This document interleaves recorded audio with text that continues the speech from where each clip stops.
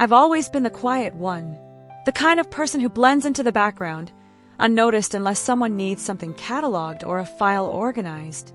My name is Lila Bennett, and I spend most of my days surrounded by dusty artifacts and old documents at the Seattle Historical Museum.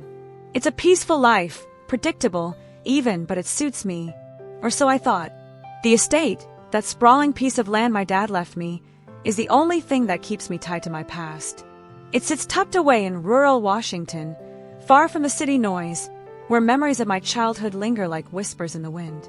I inherited it after Dad passed suddenly 2 years ago, but I haven't done much with it since. To be honest, I wasn't sure what to do with all that space, or all those memories. Still, I couldn't bear to let it go. Not yet. My family has always been complicated. Take Ryan Harper, for instance, my cousin and the golden boy of the Bennetts. He's everything I'm not.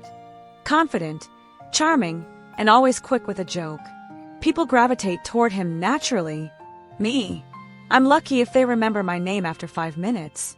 But despite our differences, we grew up together, running wild through the woods on the estate while Mom and Aunt Lisa sipped lemonade on the porch. Those were simpler times. Then there's Sophia Reynolds, my best friend since college. She's the kind of person who doesn't take crap from anyone, not even me. When she saw how overwhelmed I was after Dad died, she stepped in without hesitation, helping me sort through legal papers and making sure I didn't drown under the weight of grief. "You're stronger than you think," she'd say whenever I doubted myself. Maybe she was right, or maybe she just wanted to believe it. Either way, I needed her now more than ever. It started with little things, comments here and there about how difficult it must be to maintain the estate alone. At first, I brushed them off, but then Ryan began dropping hints about selling the property. "It's too much for you, Lila," he said during one of our rare phone calls. His tone was casual, almost sympathetic, but something about it rubbed me the wrong way. Selling the estate. The idea felt like betrayal, a slap in the face to everything Dad had worked for. That's when I found the box. It was tucked away in the attic, hidden behind stacks of old photo albums and forgotten heirlooms. The wood was worn, the lock rusted shut, but something about it called to me. I carried it downstairs and set it on the kitchen table, staring at it like it might come alive. What secrets did it hold? And why had Dad kept it hidden all these years? Whatever was inside, I knew one thing for certain: it wasn't going to stay locked forever. The family dinner was supposed to be a simple affair, just a chance to catch up over lasagna and cheap wine. But as soon as Ryan cleared his throat and leaned forward, I knew trouble was coming. "Listen, everyone," he began, his voice smooth and practiced. "I've been thinking about the estate, and I think it's time we considered selling." The room went silent. Even Aunt Lisa stopped mid-bite, her fork hovering above her plate. "You can't sell it," I blurted out before I could stop myself. All eyes turned to me, and I felt my cheeks flush. "It's Dad's legacy," I added weakly, hating how small my voice sounded. Ryan gave me a pitying look, like I was some lost puppy clinging to an old shoe. "Lila, sweetheart, you're not cut out for this. Let me handle it. You'll thank me later." Handle it? The audacity made my blood boil, but I bit my tongue. For now. Later that night, I couldn't shake the feeling that Ryan was hiding something. So, I grabbed a screwdriver and got to work on the box. The lock gave way with a satisfying click, and inside, I found a jumble of letters, photographs, and yellow documents. One letter caught my eye. It was addressed to Dad from someone named Victor Langley, thanking him for uncovering evidence of corporate fraud. Corporate fraud. My heart raced as I flipped through the pages. There were dates, names, and references to illegal land deals. Some of the names sounded familiar, though I couldn't place them right away. I called Sophia immediately. "You need to see this," I told her, my voice trembling. By the time she arrived, I'd spread everything across the dining table like pieces of a puzzle. She picked up a document and frowned. "This is serious stuff, Lila. If your dad uncovered something like this, it could explain why people are suddenly so interested in the estate." Her words sent a chill down my spine. Suddenly, Ryan's push to sell didn't seem so innocent anymore. The next morning, I confronted Ryan. I showed him the documents, expecting shock or guilt. Anything but the smug smirk he gave me. "Old papers don't mean anything," he said dismissively. "Dad probably got carried away chasing conspiracies." You should focus on the present, Lila. His condescension stung, but it was the way he avoided meeting my eyes that really bothered me. He knows something, I thought. And whatever it is, he doesn't want me to find out. Things escalated quickly after that. Strangers started showing up at the estate. Men in suits who claimed to be surveyors but seemed more interested in snooping around. One evening, I spotted headlights moving slowly along the dirt road leading to the house. My stomach churned as I peeked through the curtains. Whoever they weren't here for a friendly visit.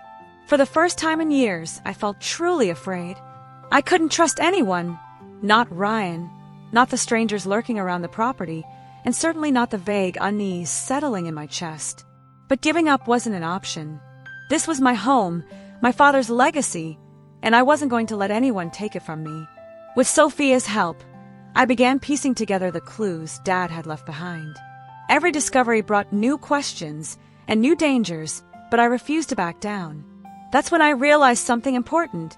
I wasn't the same timid girl who used to shrink into the shadows. Somewhere along the way, I'd found my backbone. And if Ryan thought I was helpless, he was about to learn just how wrong he was. The attic became my sanctuary, a place where the past whispered secrets and the present felt just a little less suffocating. Armed with a flashlight and an old notebook, I scoured every nook and cranny for anything that might connect to the documents Dad had left behind. Sophia joined me one afternoon, her sharp eyes catching details I'd overlooked. "These symbols," she said, pointing to faint carvings on the wooden beams. "They match the ones in the letters." Her words sent a shiver down my spine. The symbols were crude but deliberate, etched into the wood like markers or warnings. We traced them back to a section of the attic floorboards that seemed newer than the rest. "There's something under here," I muttered, prying at the boards with a crowbar. Beneath them lay a small compartment containing another set of papers and a key. It was heavy, tarnished with age, and clearly meant for something important. That night, as I held the key in my hand, I couldn't help but feel a mix of excitement and dread. Whoever had been watching the estate wasn't going to stop anytime soon. And if they discovered what we were doing, well, I didn't want to think about it. But I couldn't turn back now. Not when answers were so close within reach. The next day, I decided to bring someone else into the fold, someone who could help us make sense of the encrypted files we'd uncovered. That's how Jake Thompson entered my life. He was a local journalist with a reputation for chasing stories most people wouldn't touch. When I showed him the documents, his eyes lit up like he'd just hit the jackpot. "This is huge," he said, scrolling through the files on his laptop. "If we can decode this, it could blow the lid off decades of corruption." But not everyone was thrilled about our newfound alliance. Ryan showed up unannounced later that week, his usual charm replaced by thinly veiled hostility. "What are you doing, Lila?" he demanded, pacing the living room like a caged animal. "You're stirring up trouble you don't understand." His tone made my skin crawl, but I stood my ground. "I'm protecting what's mine," I shot back. For a moment, I thought he might lose his temper, but then he smiled, cold and calculating. "Suit yourself," he said before walking out. Something told me this wasn't over. Jake worked tirelessly to crack the encryption, and after several long nights, he finally succeeded. What we found was staggering. Detailed records of illegal land deals, bribes paid to politicians, and names of powerful figures involved in the scheme. One name stood out, Victor Langley, the same man who had written to Dad all those years ago. According to the files, Langley had been planning to expose the conspiracy, but disappeared shortly afterward. No body, no evidence, just silence. I stared at the screen, my mind racing. If Dad had known about this, why hadn't he gone public? Had he been afraid? Or worse, had someone stopped him? The implications were terrifying, but they also gave me clarity. This wasn't just about saving the estate anymore. It was about finishing what Dad had started. As Jake printed out copies of the files, I felt a surge of determination. Whatever happened next, I was ready. Ryan's patience ran thin after that. He cornered me outside the local coffee shop one morning, his voice low and menacing. "Walk away, Lila," he hissed. "Take the settlement and leave this alone. You're playing with fire." For a split second, I almost believed him. Almost.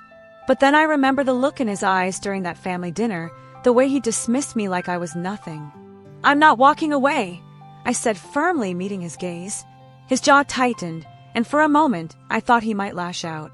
Instead, he laughed, a bitter, hollow sound. "Fine, but don't say I didn't warn you."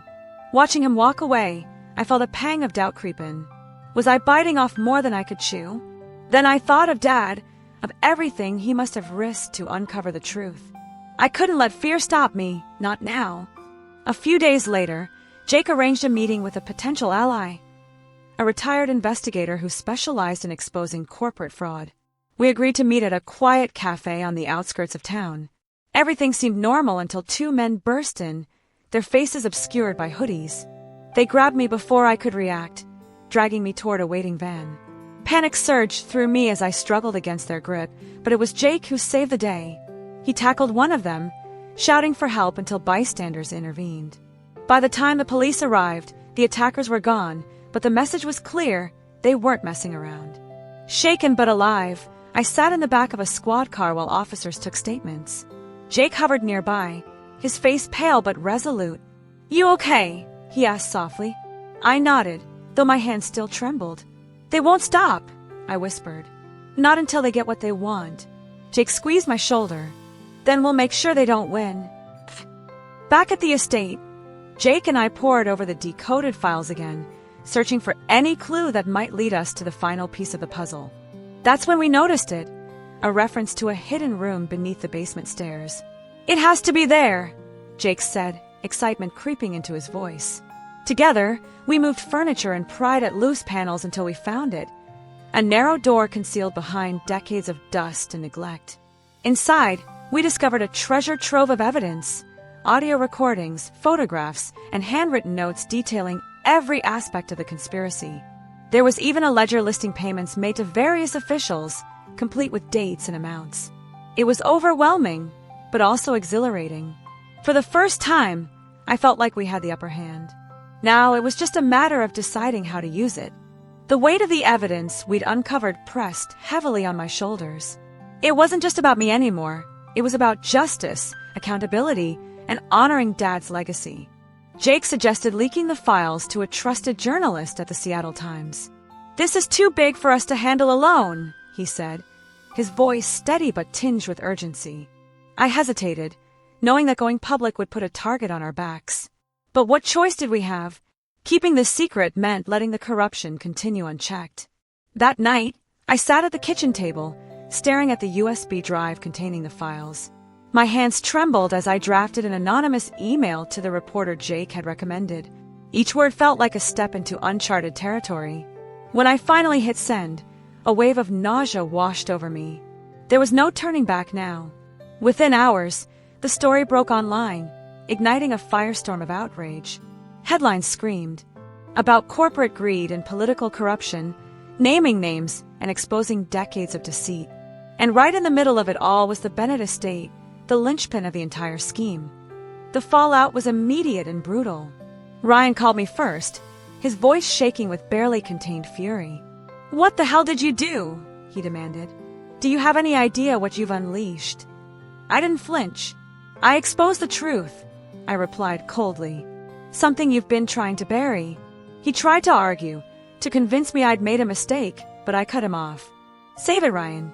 Your lies don't work on me anymore." The family gathering that followed was chaos. Relatives shouted accusations across the room, some siding with Ryan, others reluctantly acknowledging the validity of the evidence. Aunt Lisa cried quietly in the corner, while Uncle Greg stormed out, muttering about lawsuits. Through it all, I stood firm, clutching the folder of documents like a shield. When Ryan accused me of betrayal, I simply laid out the proof, photographs, recordings, and transcripts, all damning evidence of his involvement. His face turned pale, then red with anger. "You'll regret this," he spat before storming out. For the first time, I believed him, but not because I doubted myself.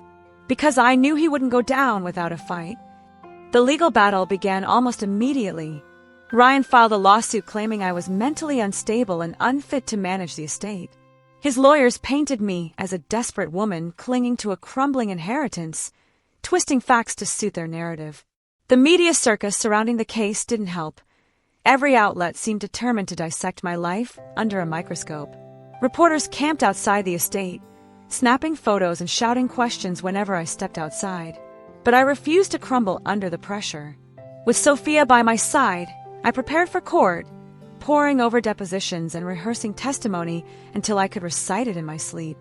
The day of the hearing arrived, and as I took the stand, I felt a strange calm wash over me. Facing Ryan across the courtroom, I recounted everything. How I'd uncovered the evidence, how he tried to silence me, and how his actions had endangered not only me but the entire community. By the time I finished, even the judge looked shaken. When she ruled in my favor, ordering an immediate halt to any sale of the estate, I felt a surge of vindication. Justice might be slow, but it wasn't blind. Ryan's arrest came 2 days later. Federal agents showed up at his apartment early in the morning, handcuffing him and leading him away in front of a swarm of cameras. The charges were severe: conspiracy, obstruction of justice, and multiple counts of fraud. Watching the news coverage, I felt a mix of relief and sorrow. This wasn't the cousin I remembered running through the woods with as a child. Somewhere along the way, he'd lost himself to greed and ambition. As for the other players in the conspiracy, they weren't far behind. Politicians resigned in disgrace, developers faced criminal investigations, and Victor Langley's name resurfaced in connection with a cold case that had long gone unsolved. The estate, once a symbol of loss and uncertainty, now stood as a testament to resilience and truth. Standing on the porch that evening, I let the cool breeze wash over me. For the first time in years, I felt free, not just from fear, but from the shadow of doubt that had haunted me for so long. In the weeks that followed, I worked to mend the fractures within my family. Some relatives distanced themselves, unwilling to forgive or forget. Others reached out tentatively, apologizing for doubting me and expressing pride in what I'd accomplished. Aunt Lisa visited often, bringing homemade pies and stories about Dad's childhood. "He'd be so proud of you," she said one afternoon, tears glistening in her eyes. Her words brought both comfort and heartache, reminding me of how much I missed him. Sophia stayed by my side throughout it all, offering unwavering support and practical advice. "You've earned this," she told me as we sat on the porch watching the sunset. "Don't let anyone take it away from you again." I nodded, feeling a renewed sense of purpose. The road ahead wouldn't be easy, but I was ready to face it head-on. With the legal battles behind me, I turned my attention to the estate, not as a relic of the past, but as a beacon for the future. The property had suffered years of neglect, its once vibrant gardens overtaken by weeds and its wooden beams warped from time and weather. But instead of seeing decay, I saw potential. This place wasn't just my inheritance, it was a piece of history that deserved to be preserved and shared. I hired local contractors to restore the main house, working closely with them to ensure every detail honored Dad's vision. Sophia helped me draft plans to transform part of the estate into a community center, a space where people could gather for workshops, art exhibits, and storytelling sessions. "It's perfect," she said one afternoon as we walked through the newly renovated barn. "Your dad would have loved this." Her words brought tears to my eyes, but they were happy ones. For the first time, I felt like I was truly honoring his memory. Amid the whirlwind of restoration, something unexpected happened. Jake and I grew closer. He'd been there for me through every twist and turn, offering not just practical help but emotional support when I needed it most. One evening, as we sat on the porch watching fireflies dance across the yard, he took my hand. "You're incredible, you know that," he said softly. "Most people wouldn't have had the courage to do what you did." His words caught me off guard, but they also made me smile. "I didn't do it alone," I replied, squeezing his hand. "I had you, and Sophia, and even Dad in a way." Jake nodded, his gaze steady. "Still, it takes guts to stand up for what's right. You've inspired me, Lila." As the weeks went by, our friendship deepened into something more. A partnership built on trust, respect, and shared purpose. It wasn't something I'd planned, but it felt right. Sophia continued to play a pivotal role in shaping the estate's new identity. Together, we founded a nonprofit organization dedicated to preserving historical sites threatened by development. "We can't let places like this disappear," she said during one of our brainstorming sessions. "They're too important. They connect us to who we are." Her passion was infectious, and soon we had volunteers pouring in, locals eager to contribute their skills and energy to the cause. The grand opening of the community center was set for early fall, and preparations kept me busy. From organizing events to coordinating with donors, there was always something to do. But amidst the chaos, I found moments of peace, walking through the restored gardens, listening to children laugh as they played on the grounds, or simply sitting in the quiet solitude of the attic, surrounded by memories. Each day brought new challenges, but also new joys. For the first time in years, I felt alive. On a crisp October morning, I visited Dad's grave. The headstone stood tall against the backdrop of golden leaves, its inscription simple yet profound. Beloved Father, friend and guardian of truth. I knelt beside it, tracing the letters with my fingers. I did it, Dad, I whispered, my voice trembling. I took back what's ours, and I exposed the truth. I hope you're proud.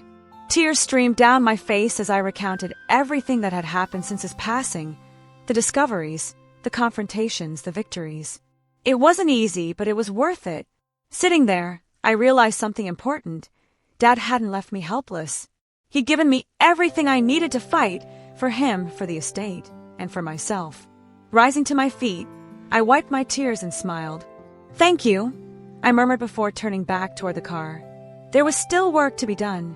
The grand opening of the community center was everything I'd hoped for and more. Hundreds of people attended, filling the grounds with laughter, music, and conversation. Local artists displayed their work in the barn-turned gallery, while musicians performed on a makeshift stage beneath the stars. Children ran freely, their laughter echoing through the trees. Standing on the porch, I watched it all unfold with a sense of awe. When it was my turn to speak, I stepped up to the microphone, my heart pounding. This place means so much to me, I began, my voice steady despite the lump in my throat. It's a reminder of where we come from and what we're capable of when we stand together. My dad believed in protecting the things that matter, even when it's hard. And now, thanks to all of you, his legacy lives on. The crowd erupted into applause, and for a moment, I let myself bask in the warmth of their support. I wasn't the same person who'd started this journey. I was stronger, braver, and more determined than ever. In the months that followed, I wrote a memoir detailing my experiences. It wasn't easy putting everything into words, the fear, the anger, the triumph, but I knew it was important. Too many people stayed silent in the face of injustice, afraid of the consequences. If sharing my story inspired even one person to speak up, then it would be worth it. The book, titled Proof of What's Mine, became an unexpected success. Readers connected with its themes of resilience and empowerment, and invitations to speak at conferences and events poured in. At first, the attention intimidated me, but Jake reminded me why I'd written the book in the first place. This isn't about fame, he said. It's about making sure no one else feels powerless. His words grounded me, keeping me focused on what mattered most. As winter settled over the estate, blanketing the grounds in snow, I found myself reflecting on how far I'd come. The once neglected property now thrived with life, hosting events, workshops, and gatherings year-round. Families came to celebrate milestones, students visited to learn about history, and strangers formed connections in ways I never imagined possible. It was more than I'd ever dreamed of, and it was only the beginning. One chilly December morning, I stood on the porch with Jake, sipping hot cocoa as we watched the sun rise over the horizon. "What's next?" he asked, his breath visible in the frosty air. I smiled, feeling a spark of excitement. "Whatever comes our way," I replied. Together, as the light spread across the estate, illuminating the land that had shaped me, I felt a deep sense of gratitude for the past, for the present, and for the endless possibilities of the future. Whatever challenges lay ahead, I knew I was ready to face them. After all, I'd already proven to myself, and to everyone else, that I was anything but helpless.